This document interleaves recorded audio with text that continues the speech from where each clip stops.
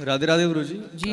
मेरा नाम तन्मय है और मैं अलवर डिस्ट्रिक्ट से आया हूँ। मेरा एक क्वेश्चन है कि क्या इस दुनिया में सब कुछ पहले से फिक्स है, और पहले से फिक्स है तो हम अच्छे कर्म और बुरे कर्म हमारी मर्जी से कर रहे हैं, भगवान करा रहे हैं हमसे? भगवान तो कुछ भी नहीं करा रहे हैं Okay. और भगवान सब कुछ करा रहे हैं। दोनों ही बातें हैं। इन दोनों बातों को इतने जल्दी आप समझ नहीं पाएंगे, लंबा सत्संग करेंगे तब आप समझ पाएंगे। पर अभी इतना समझ लो कि फिक्स कुछ भी नहीं होता।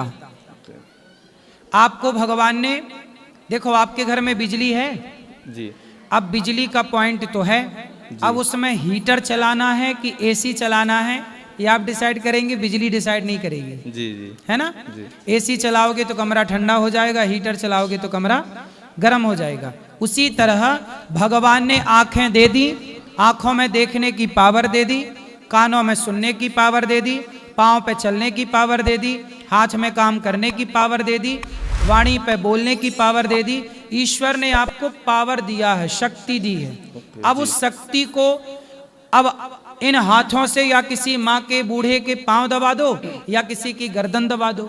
जी आपके हाथ से दोनों चीजें दबाई जा सकती हैं, जी। पांव भी दबाए जा सकते हैं और गला भी दबाया जा सकता है। ईश्वर ने पावर दिया है, इन हाथों में ताकत है। अब इस ताकत का यूज कहाँ करना है, गला दबाने में कि पांव दबाने में, ये आपको अपनी बुद्धि से डिसाइड करना पड़ता है।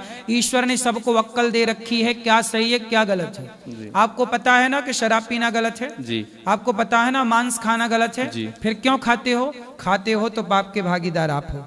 आपको पता है ना किसी का दिल दुखाना गलत है, जी। क्यों दिल दुखाते हो? दुखाते हो तो पाप के भागीदार आप हो। ईश्वर सब देख रहा है। राम झरोखा बैठ के सबका मुजरा लें, जाकी जैसी चाकरी ताको तैसो दे। जब बच्चा स्कूल में एग्जाम देने जाता है ना तो वो लिखता है, जी वहां पर टीचर घूमते हैं, टीचर देखते हैं कि ये सही लिख रहा है कि गलत, लेकिन टीचर वहां टोकते नहीं है कि ये सही है या गलत है, वो परिणाम बाद में आएगा। उसी तरह आपके कर्मों को ईश्वर देख रहे हैं, वो कर्मों के अनुसार ही आपने बुरा किया तो बुरा अलग, भला किया भला अलग, परिणाम बाद में आएगा, उसी का फिर कर्म दंड भोगना पड़ता है। तो किस्मत और भाग्य क्या है जो बोलते हैं कि जो तुम्हारी किस्मत में वही मिलेगा? क्या किस्मत- कर्म से और भक्ति से भाग्य और किस्मत को बदला जा सकता सुनो है? सुनो सुनो, कर्म तीन प्रकार के होते हैं। क्रियमाण, बोलो क्रियमाण, क्रियावान, संचित संचित, और प्रारब्ध। प्रारब्ध। प्रारब्ध मीन्स भाग्य। जी कर्म करने से भाग्य बनता है, भाग्य जैसा कुछ नहीं है। जी कर्म ही, आज हम कर्म करेंगे जी। तो हमें 500 रुपए मिलेगा मजदूरी। जी 500 रुपए हमने जो कमाया, वो जो क्रिया की वो क्रियमाण कर्म था, जी। किया मेहनत तो 500 हमने तिजोरी में रख दिया, जी। वो हो गया संचित। जी जो आपने कमाया अच्छा या बुरा वो क्या हो गया? स्टोर, जी। संचित हो गया। फिर आपने वही 500 लिया और बच्चों के लिए मिठाई खरीदी, कपड़े खरीदे, तो जी। बच्चों के भाग्य में मिठाई कैसे आई?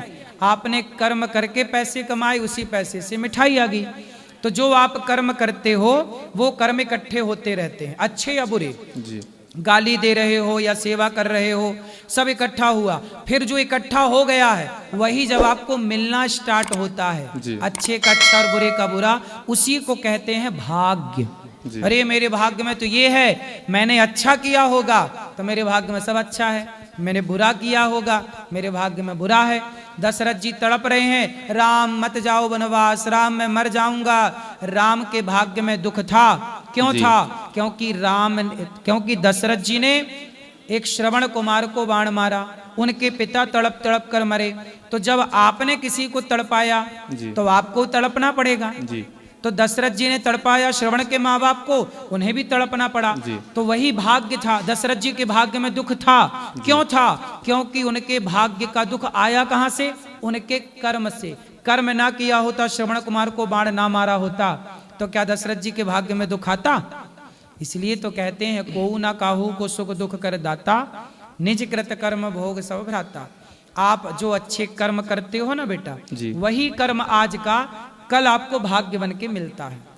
पर कभी कभी लाइफ में अनएक्सपेक्टेड चीज़ें हो जाती हैं, हमने सोचा भी नहीं है कि ऐसा हो जाएगा, और हमारी भावनाएं भी ठीक हैं, चीज़ें भी ठीक हैं। सपोज कि हम किसी चीज़ की प्रिपरेशन कर रहे हैं और उसमें असफल हो जाए, हमने अपना 100% दिया उस चीज़ में, लेकिन हमने तो पूरी तरह से किया, लेकिन या फिर हम मान के चलो मैं वृंदावन आया हूँ, घूम रहा हूँ, मैंने सोचा नहीं कि मेरे साथ कुछ भी हो जाएगा, और कुछ भी हो भी जाता है, जो मैं तो अपनी अच्छी भावना से आया हूँ, तो वो क्या है? हमारे कर्म ना सदा हमारे पीछे पीछे चलते हैं। जी, हमारे कर्म कहाँ चलते हैं? हमारे पीछे पीछे। बिल्कुल साथ। जी जहां मौका मिला जी वहां वो कर्म चढ़ाई कर देते हैं। जी भीष्म पितामह ने कई जन्मों पहले एक सांप को कांटों के ढेर में फेंका था। जी सांप, स्नेक उठाया सांप, और बबूल के कांटे थे ढेर सारे, कांटों में फेंक दिया। जी कांटे, सांप की चमड़ी त्वचा बिल्कुल सॉफ्ट होती है, कांटे चुभ गए सांप को। सांप तड़प तड़प के मर गया। कब? पितामह भीष्म। ये पितामह भीष्म के कई मतलब 20 जन्म से अधिक पुरानी घटना है, 20 जन्म पहले। जी अब वो सांप के कष्ट दिया ना, जी तो वो कर्म अब इनके संग संग चलता है, चलता। कहीं मौका नहीं मिला। जी सांप को कांटे पर फेंकने के बाद पितामह भीष्म के कई जन्म हुए, पर पितामह को दुख नहीं मिला। लेकिन इस बार जी कर्म जब संग संग थे ऊपर ऊपर, इस बार इन्होंने द्रौपदी के चीर हरण को होता हुआ देख लिया। जी तो कर्मों को मौका मिला। अच्छा, अभी तक तो तुम ठीक ठीक चल रहे थे, पर यहां तुम फिसल गए, किसी नारी का अपमान तुमने देखा और रोका नहीं, तो वो कर्मों को मौका मिल गया और वो कर्मों ने चढ़ाई कर दी। जी तो हमारा कर्म हमारा दुश्मन भी है और हमारा दोस्त भी है। अच्छा कर्म दोस्त, बुरा कर्म दुश्मन। तो हमारा दुश्मन हमारे संग 24 घंटे रहता है, मौका मिला के चढ़ाई कर देता है। जी तो कई बार अचानक आपके साथ घटनाएं घट जाती हैं, जी कुछ भी हो जाता है, वो अकस्मात आपके कर्मों ने अटैक किया, वो किसी जन्म का था, वो आपको मिलना स्टार्ट हो गया। जी वो कर्म दंड है। तो आज से पहले जो भी अच्छे या बुरे कर्म किसी से भी जाने अनजाने में हुए हों, तो हम क्या हम उनको चेंज कर सकते हैं भक्ति से, भाव से, या नाम जप से, जो भी है? हाँ, एक उपाय है। गीता में लिखा अवश्यमेव भोक्तव्यम। आपके कर्म का फल तो भोगना ही पड़ेगा। जी लेकिन आप भगवान की शरण में जाओगे, जी भगवान के समर्पण कर लोगे, तो तुम्हारे जो करोड़ों जन्मों के बड़े बड़े कर्म दंड हैं, वो तुम्हें थोड़ा सा कांटा चुभ जाएगा। जी जी तो कांटा चुभते ही वो सारे हिसाब किताब पूरे हो जाएंगे। भगवान की शरण में जाने से भगवान सारे पाप, भगवान गीता में यही तो कहते हैं, सर्वधर्मान परित्यज्य माम एकम शरणम ब्रज अहम त्वा सर्व पापेभ्यो मोक्षयिष्यामि मा शुचा। हे अर्जुन, अब तू मेरी शरण में आ। जो मेरी शरण में आ जाता है, वो कितना भी बड़ा पापी हो, कोटि जन्म कोटि विप्र बद लागहि जाऊ, आए शरण तजिए नहीं ताहू। करोड़ों जन्मों का पापी हो, मेरी शरण में आ जाए, मैं तुरंत उसे निर्मल कर देता हूँ, पुण्यात्मा बना देता हूँ। शरणागत हो जाओ, भगवान के आश्रित हो जाओ। धन्यवाद गुरु जी। राधे राधे। खुश रहिए।